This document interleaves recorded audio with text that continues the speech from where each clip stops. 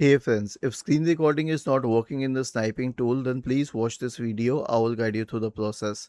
Here's the thing. If you open the sniping tool, you will notice one thing, that the screen recording, this has a shortcut as well, which is Windows plus Shift plus R. Now try using this shortcut and I'll tell you the reason why it can help you fix the problem.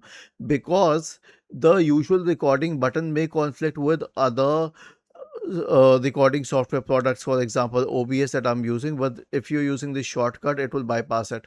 Now the other thing that you can do is to search for sniping tool in the Windows search bar, expand this list in the right pane, go to app settings, scroll down, terminate the process, repair this application, wait for it to repair, and if that doesn't help then you can reset the application. Was this helpful? If yes, then please subscribe to the channel. If not, then let us know in the comment section of the video on how we could help you further. Thank you for watching this video and have a nice day.